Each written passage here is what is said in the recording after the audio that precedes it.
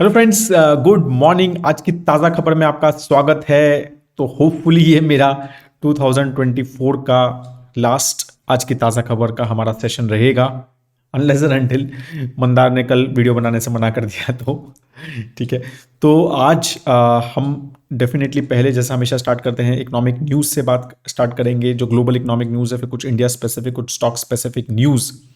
Start करने से पहले एक तो वीडियो को लास्ट तक जरूर देखिएगा, क्योंकि आज भी नॉलेज सेक्शन है और कुछ चीज़ें डिस्कस करते हैं कि 2024 में क्या क्या मेजर इवेंट्स रहे। राइट, जस्ट एक रिकॉल करते हैं क्विकली, ना ज़्यादा टाइम नहीं लूँगा, कि क्या क्या मेजर इवेंट्स रहे जिसने मार्केट्स को थोड़ा सा मतलब शेप दिया। राइट, तो सबसे बड़ा इवेंट मेरे को लगता है कि लोकसभा इलेक्शन रहा। राइट, तो वी सॉ कि जो बीजेपी की जो सीट्स हैं एक्सपेक्टेशन से काफ़ी कम आई और उसकी वजह से मार्केट ने काफ़ी नेगेटिवली रिएक्ट किया। But once the government formed of NDA तो थोड़ा सा स्टेबिलिटी आई, लेकिन फिर भी जो है डिफेंस स्टॉक्स और जो एक तरह से माने जाते थे कि बीजेपी की मतलब जो जिस तरह से इन्वेस्ट करते थे वो जो स्टॉक्स थे रेलवे और डिफेंस स्टॉक्स, वो थोड़े स्लो रहे, स्पेशली आफ्टर द गवर्नमेंट जब बनी। फिर बजट 2024 जो फुल बजट आया तो उसमें सबसे बड़ा शॉर्ट टर्म कैपिटल गेन और लॉन्ग टर्म कैपिटल गेन बढ़ाया गया। राइट, और स्टैंडर्डाइज किया गया अक्रॉस ऑल एसेट क्लासेस में, रियल एस्टेट भी, गोल्ड वगैरह, इंटरनेशनल इक्विटी, सब में कैपिटल गेन टैक्स को चेंज किया गया। राइट, तो वो काफ़ी बड़ा एक इवेंट रहा हमारा which shape the market again. From global perspective I think Iran Israel war और दोनों का मतलब जो एस्केलेशंस हैं, वॉर नहीं कहा जा सकता उन दोनों के बीच में, बट जो एस्केलेशंस हैं, राइट, डेट डेफिनेटली वो ग्लोबल जियोपॉलिटिक्स को उसने बिजी रखा। राइट, और स्पेशली रशिया यूक्रेन वॉर भी चल ही रहा है ऑलमोस्ट 2.5 ईयर से, तो वो भी चल रहा है साथ में। This escalation also kept the geopolitics busy, especially from the oil markets and everything perspective। तो वहाँ पे भी काफ़ी मार्केट्स की वजह से, उन सब चीज़ों की वजह से भी एक बियरिश थोड़ा सा इवेंट रहे। यूएस फेड ने रेट कट्स शुरू कर दिए in the end of 2024, right after Diwali. So just before Diwali I think, तो वो एक थोड़ा पॉजिटिव रहा। 3 rate cuts, 0.5 to 0.25 0.25, almost 1% rate cut US Fed इस 2024 में कर चुका है। राइट, विच शोज मतलब कि इन्फ्लेशन जो है वो अकॉर्डिंग टू देम कंट्रोल में है, at least from US perspective. Indian RBI ने अभी तक रेट कट्स नहीं करने शुरू किए हैं, काफ़ी सारे बाकी सेंट्रल बैंक ने रेट कट्स शुरू कर दिए हैं, बट इंडियन सेंट्रल बैंक ने अभी तक शुरू नहीं किया है। एक्सपेक्टेड है with slow down in economy a little bit कि यहाँ पर भी रेट कट जो है वो एक्सपेक्टेड रहना चाहिए 2025 में। यूएस प्रेसिडेंशियल इलेक्शंस भी हुए। Right, again the change in the government there, Republican won with Trump and the hem. अब जनवरी में डोनाल्ड ट्रम्प विल कम, और उसकी वजह से भी मार्केट्स जो हैं वहाँ की, specially US markets, dollar strong रहा। ठीक है, और इंटरेस्ट रेट्स भी थोड़े हाई रहे बिकॉज एक्स्ट्रा स्पेंडिंग की बात चल रही है वहाँ पे फिर से, तो वो सारी चीज़ें भी वहाँ पर इम्पैक्ट रही। बाकी जापान ने इंटरेस्ट रेट हाइक किया, फिर येन कैरी ट्रेड की काफ़ी बात शुरू हुई थी। राइट, तो उसके ऊपर बहुत डिस्कशन हुआ था। फिर चाइना का स्टिमुलस मेजर्स रहे सितंबर अक्टूबर में, और उसकी वजह से चाइनीज़ मार्केट डिड वेल और काफ़ी ज़्यादा FIIs flow went to Chinese market as well. FIIs has been consistently selling in India specifically, almost 2.5 lakh crore rupees के stocks they have sold till now, मतलब अभी 2 दिन और बचे हैं from India. But of course, DIIs have been investing consistently. Definitely push of IPOs, almost 91 main board और 200 से ज़्यादा SMU IPOs जो हैं वो 2024 में आए। Almost 1.8 lakh crore rupees IPOs ने रेज किया है। सिर्फ IPOs की बात हो रही है यहाँ पर, बाकी FPOs हैं, QIPs हैं या प्रमोटर सेलिंग्स हैं, राइट्स इशू हैं, वो अलग है। सिर्फ IPOs की बात हो रही है, तो ऑलमोस्ट 91 IPOs जो हैं यहाँ पर रहे। मार्केट अभी तक जो है ऑलमोस्ट आई थिंक निफ्टी शायद 10% के आसपास अप है। निफ्टी 50 ओवरऑल गिरा है after September peaks, right, because of the slow down in the economy majorly, not so great results majorly, right, and FII selling. Right, तो ये 3-4 फैक्टर्स जो हैं थोड़ा सा स्लो डाउन रहा है। अच्छे सेक्टर्स जो definitely real estate sector, pharma sector, consumer durable are have been the one of the best performing sectors in 2024 till now. Right. तो ये मेजर मेजर समरी थी, right, which were the events which impacted our markets in 2024। अब बात करते हैं news की majorly, right. तो अगर न्यूज़ की बात करें तो अगेन जैसा मैंने बताया कि यूएस डॉलर जो है 108, जो यूएस डॉलर इंडेक्स है 108 प्लस चल रहा है, राइट। और 10 ईयर जी से यील्ड भी 4.6 प्लस चल रही है, 4.629% है। और वही एक मेजर रीजंस है कि एफआईआईज का आउटफ्लो चल रहा है। भाई डॉलर भी इतना हाई, उसके बाद अच्छा खासा इंटरेस्ट भी मिल रहा है यूएस डॉलर में 4.6% का बिना रिस्क के, राइट। तो ऑफ कोर्स जब money is flowing from equity to the debt, it seems at least from international equity to the debt, और उसकी वजह से एफआईआईज का कंसिस्टेंटली फ्लो चल रहा है, राइट। और इसकी वजह से ही अगर हम दिसंबर में भी देखें तो ऑलमोस्ट 10,500 करोड़ रुपए का एफआईआईज का फ्लो, आउटफ्लो जो है वो हो चुका है। और जैसा मैंने बताया कि for the year almost 3 lakh crore का एफआईआईज का आउटफ्लो हो चुका है। डेलॉइट की एक रिपोर्ट आई, उन्होंने कहा है कि इंडियन इकोनॉमी जो है वो ऑलमोस्ट 6.5 से 6.8% जो है वो ग्रो करेगी FY25 में, मेजरली ड्रिवन बाय कंजम्पशन, ठीक है। उन्होंने कहा consumption trend, service growth, right, और हाई वैल्यू मैन्युफैक्चरिंग जो है वो बढ़ रही है, and that will keep Indian markets up. और आगे जो है उन्होंने 2026 में बोला है कि 6.7 से 7.3% का जीडीपी ग्रोथ इंडिया का एक्सपेक्टेड है, राइट, ओवरऑल।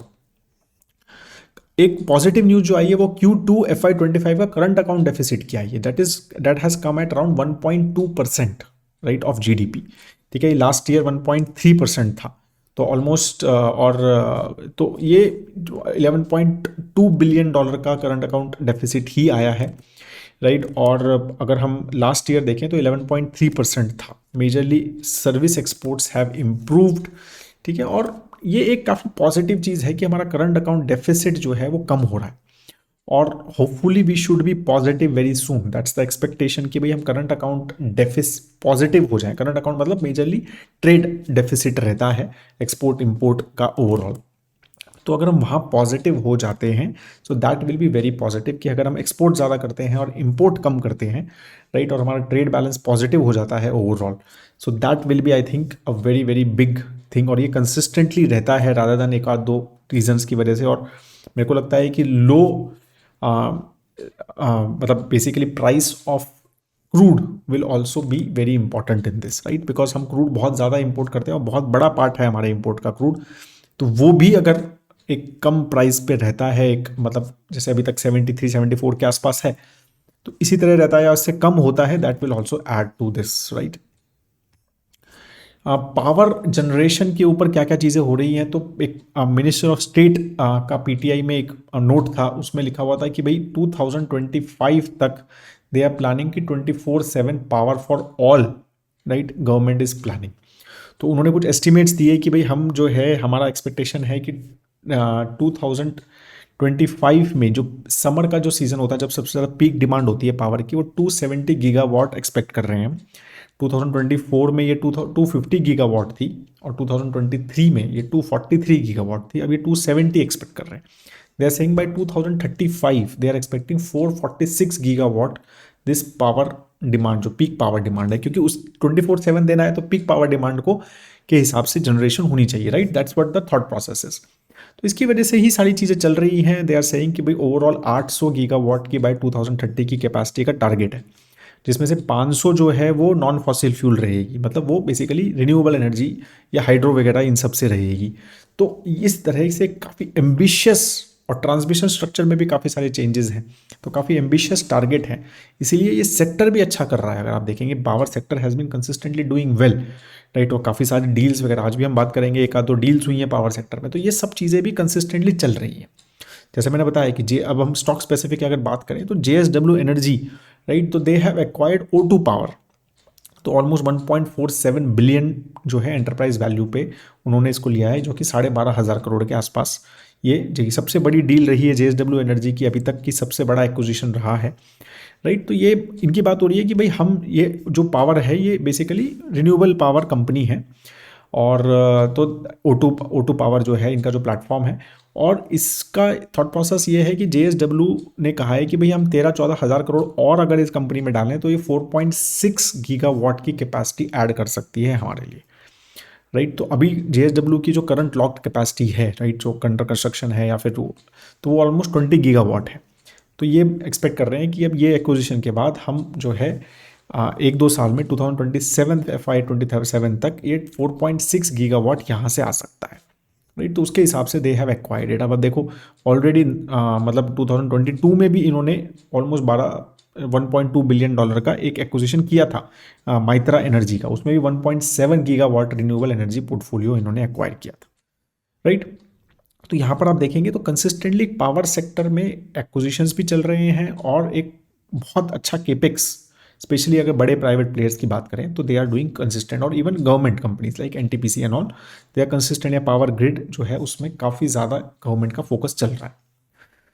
कुछ और स्टॉक स्पेसिफिक बात करें तो कुछ अल्ट्राटेक ने 8.69%, ये फ्राइडे को आई थी न्यूज़, 8.69% स्टार सीमेंट में बाई किया है एट 851 करोड़ रुपीज़, राइट। तो कंसिस्टेंटली अगेन ये भी एक यहाँ पर बहुत कंसोलिडेशन चल रहा है सीमेंट इंडस्ट्री में, राइट। अगर हम लास्ट एक डेढ़ साल की ही बात करें तो नवंबर 2023 में अल्ट्राटेक ने केशोराम इंडस्ट्रीज बाई किया $645 मिलियन में। फिर अंबुजा ने जून 2024 में पेन्ना सीमेंट बाई किया $1.2 बिलियन में। फिर अल्ट्राटेक ने इंडिया सीमेंट बाई किया $472 मिलियन में जुलाई में।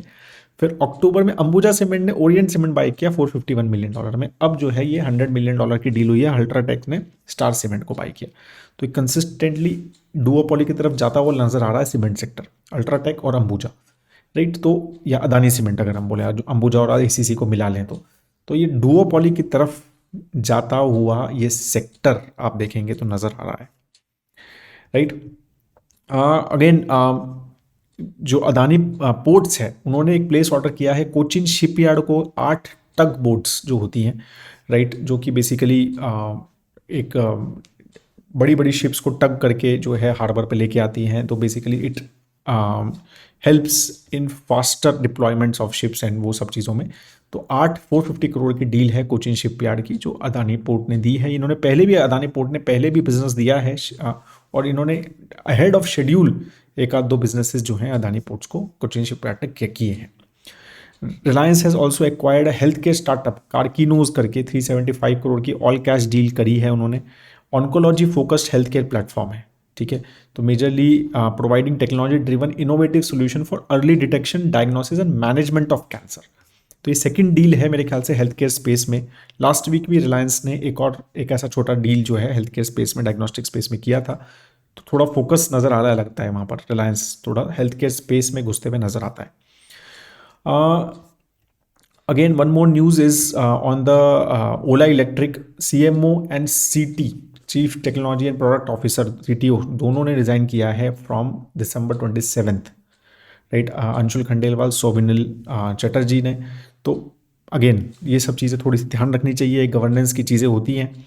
ज़रूरी नहीं है कि हर रेजिग्नेशन जो है वो गवर्नेंस इशू है, but definitely when there is certain top management में resignation we should definitely keep a close watch.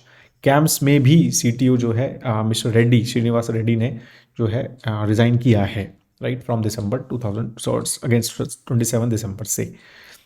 Credila financial services, पहले एक HDFC क्रेडिला कंपनी थी जो HDFC की एजुकेशन लोन कंपनी थी। फिर जब ये मर्जर हुआ HDFC लिमिटेड और HDFC बैंक का, तो RBI ने कहा कि भाई इसमें तुम्हारा 10% से कम स्टेक होना चाहिए। तो they sold it to equity and Chrys Capital, almost 9,000 crore की ये डील थी। तो now they are coming up with IPO and they have filed IPO papers with SEBI, right. तो ये एजुकेशन लोन की मेजरली कंपनी है ये, right. So this was the major news for today. अब हम आज की नॉलेज सेक्शन की बात कर लेते हैं क्विकली, और ये आपको इमेज दिखाते हैं। अगेन जैसा मैंने बताया कि 2024 एंड हो रहा है and we are entering 2025 very soon. तो इस तरह के काफ़ी सारी न्यूज़ आ रही हैं। तो ये लाइव मिंट पे चार्ट था विच दे पब्लिश्ड रिसेंटली। अगेन 2024 जो है वो 31 तक का डेटा नहीं है, आई एम श्योर ये शायद 23 दिसंबर तक का डेटा है, ठीक है। तो but it gives a good glimpse of things, right, कि कैसे अलग अलग asset classes, these are calendar returns, right, of asset class. S&P 500 जो है वो US का S&P 500 है, राइट। तो किसका सबसे अच्छा परफॉर्मेंस रहा, किसका कैसा परफॉर्मेंस रहा, तो ये काफ़ी एक अच्छा आपको यहाँ पर आइडिया जो है हमें देता है। और ये भी चीज़ बताता है कि why asset allocation matters and why diversification in asset classes also matters. तो वो भी चीज़ें यहाँ पर हमें समझाता है। ठीक है, अगर आप देखेंगे 2024 को तो सबसे अच्छा परफॉर्मेंस यूएस मार्केट में S&P 500 का रहा।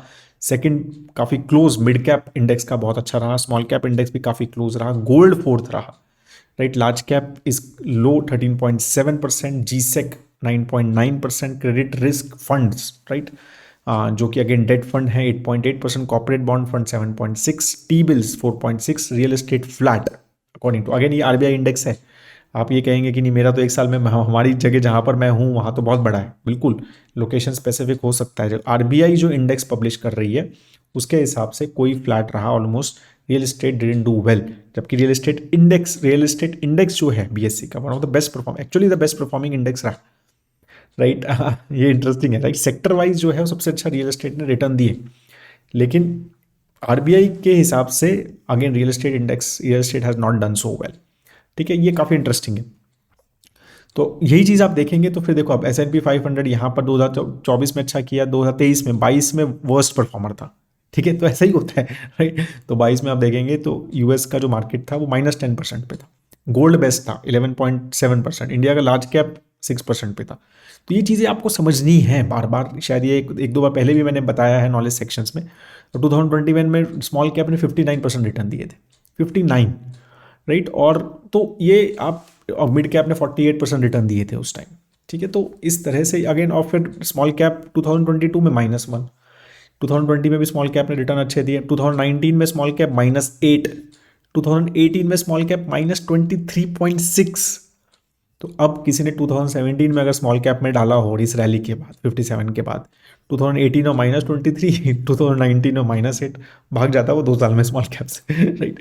तो ये सारी चीज़ें भी समझिए कि वोलेटिलिटी देखिए आप स्मॉल कैप में, या तो टॉप पे रहता है या बॉटम पे रहता है, बीच में स्मॉल कैप इंडेक्स रेयरली दिखा है आपको, राइट। या तो टॉप पे रहता है या नीचे रहता है। तो यही है वोलेटिलिटी, यही चीज़ सब हम कहते हैं ना कि स्मॉल कैप में बहुत ज़्यादा इन्वेस्ट, कई बार लोग कहते हैं 100% स्मॉल कैप में कर दूं क्या, लॉन्ग टर्म गोल है फिर भी, बट ये वोलेटिलिटी हर के लिए मीट करना या समझना बहुत मुश्किल हो जाता है।